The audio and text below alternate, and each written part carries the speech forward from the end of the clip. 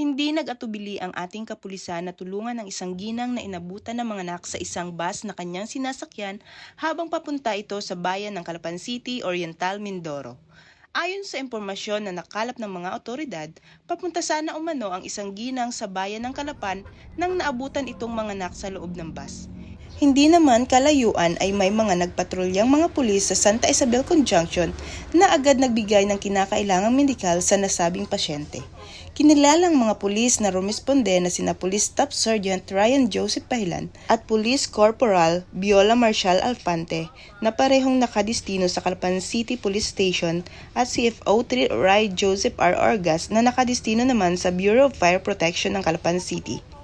Sa kaparehong araw na idala agad ang mag-ina sa Oriental Mindoro Provincial Hospital sa Barangay Santa Isabel, Calapan City ng ligtas.